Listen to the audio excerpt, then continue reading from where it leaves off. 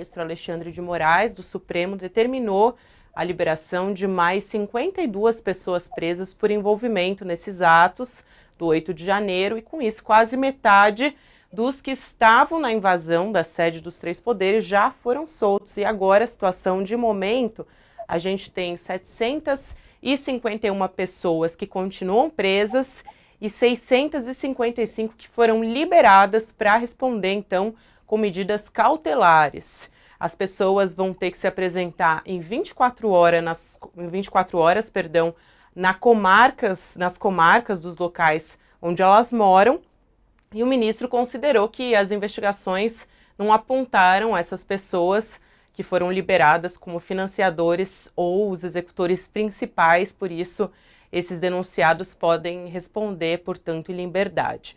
Os presos liberados, eles vão ter que seguir uma série de medidas cautelares, como recolhimento domiciliar noturno e nos finais de semana mediante tornozeleira eletrônica, além do cancelamento de passaporte e suspensão de porte de arma de fogo. Além disso, o ministro avaliou que a maioria é réu primário e tem filhos menores de idade, além de já terem sido denunciados pela PGR por incitação ao crime e associação criminosa. Então, pelas regras do Supremo Tribunal Federal, os denunciados foram notificados a apresentar uma defesa prévia e eles têm o prazo de 15 dias para fazer isso. Então, essas são atualizações que a gente tem até o momento. Ainda temos metades dos denunciados, né, dos acusados de praticarem esses atos presos, e a outra metade foi solta, segundo a decisão do ministro Alexandre de Moraes. Bom, Big, o que você achou dessa decisão? Porque eu imagino, né, a investigação aí em curso e está mantendo as pessoas que têm alguma ligação mais grave em relação a esses atos do dia 8 de janeiro, né, esses atos antidemocráticos. Em primeiro lugar, sempre dizer que rever essas imagens é de embrulhar o estômago, né? Sempre. Somente enquanto você estava dando notícia, a gente estava passando as imagens, e aí você tem uma tendência natural ali, instintiva, vamos dizer assim, de dizer, pô, deixa todo mundo preso, porque isso é muito grave e triste o que ocorreu.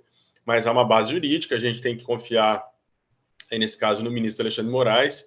Ao que parece, ele está, de fato, escrutinando, né, essas prisões, né, escrutinando a gravidade, analisando caso a caso.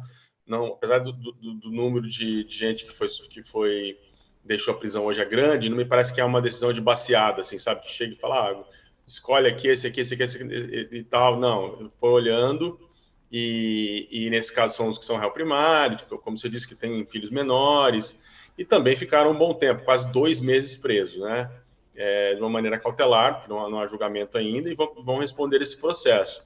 Então, entendo que não foi uma coisa que a gente estava muito acostumado a ver, de prende num dia, solta no outro. Não dá para dizer isso também. E agora vamos ver esses últimos, né? Me parece que está correto. Havia uma pressão, né? Ontem mesmo a gente estava falando de líderes religiosos, aqui no All News, né? Eu participei ontem, e de um líder religioso que estava pressionando publicamente, né, pela prisão. Os argumentos são muito frágeis juridicamente, né? Não me parece que o Moraes tenha sido de alguma maneira levada por isso, né? Dizer, não encontraram nenhum cortador de unha com eles. Juridicamente isso não vale nada, mas há uma pressão na opinião pública que as redes bolsonaristas vinham fazendo, simpatizantes desses movimentos. Eu entendo que deve estar correta a decisão, deve estar bem embasada, e eles vão lá na frente, nós como imprensa, ver onde chegaram esses processos, quem foi condenado, quem não foi. Tem um trâmite ainda para ser seguido. E você bem falou das redes sociais, né? Vale ressaltar que entre essas medidas cautelares estão também a proibição de usar as redes sociais. Eles também não podem se comunicar com os outros envolvidos nesse dia 8, né, de janeiro, nesses atos antidemocráticos. Então tem uma série de medidas aí também que precisam ser observadas agora, né, mediante essa soltura, com essas medidas cautelares, de que essas pessoas se mantenham realmente sem usar as redes sociais. Também foram suspensos eventuais, né, se tiverem documentos de porte de arma de fogo, também não pode usar. Então tem tudo isso também para ser observado, né?